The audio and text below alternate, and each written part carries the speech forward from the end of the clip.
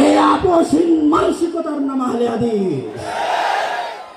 আর একজন আহলে হাদিস সালেহের সন্তান হিসেবে, আহলে হাদিস আকীদার লালনকারী হিসেবে পৃথিবীর যে প্রান্তে আমাকে উপস্থিত করা হোক না কেন, পৃথিবীর যে কোনো জায়গায় আমাকে ডাকা হোক না কেন, সেই প্রত্যেক জায়গায় আমি নিজেকে আহলে হাদিস বলে পরিচয় দিব।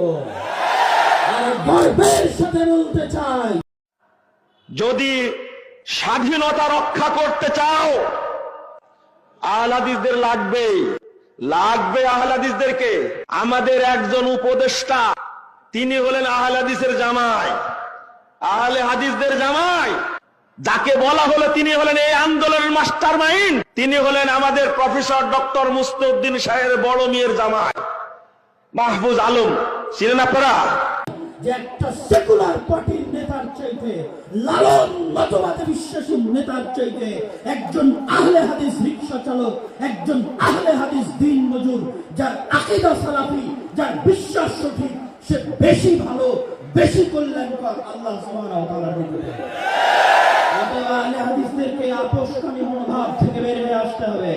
এই আপোষকামী মনোভাবের কথা আল্লাহ আব্দুল্লাহ কাফের কুরাইশি তার ইনফেরিয়রিটি কমপ্লেক্স আহলে হাদিস পরিচিতি বইয়ের মধ্যে তুলে ধরেছেন।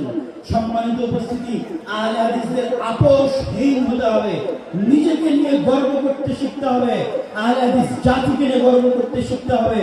আহলে হাদিস পরিচিতির মধ্যে আহলে হাদিসদের কি দায়িত্ব এবং কর্তব্য তার গুরুত্বপূর্ণ দিক নির্দেশনাও আল্লাহ আব্দুল্লাহ কাফের কুরাইশি রাহিমাহুল্লাহ দিয়ে গেছেন।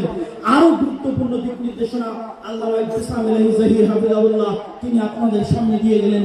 আমি আমার বক্তব্য দীর্ঘায়িত করছি না, বক্তব্যের শেষে এতটুকুই বলবো, আল্লাহ সুবহানাহু ওয়া তাআলা বলেছেন ওয়া মান ইয়াকফুর বিত-তাগুত, আগে তাগুতকে অস্বীকার করতে হবে।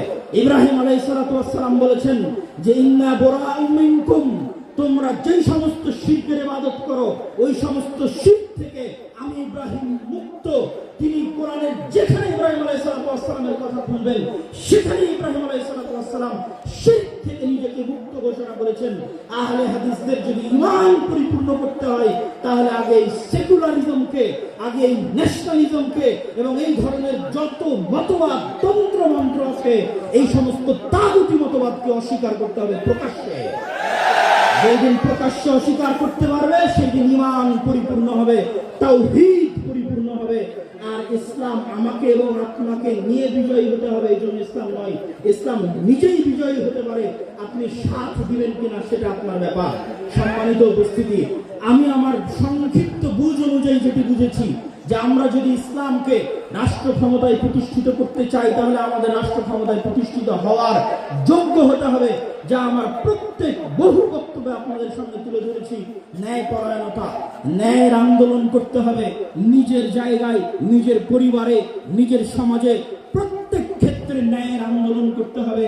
এই ন্যায়ের আন্দোলন যেই দিন করবেন নিজে ন্যায়পরায়ণ হবেন, আল্লাহ সুবহানাহু ওয়া তাআলা দয়া করলে আপনাকে অবশ্যই তিনি রাষ্ট্র ক্ষমতায় প্রতিষ্ঠিত করবেন। তবে আগে ন্যায়পরায়ণ হয়ে রাষ্ট্র ক্ষমতায় যাওয়ার যোগ্য হতে হবে। আল্লাহ সুবহানাহু ওয়া তাআলা আহলে হাদিসদেরকে সেই তৌফিক দান করুক, আল্লাহুম্মা আমিন। এবং আহলে হাদিসদেরকে কেউ যেন ক্ষমতার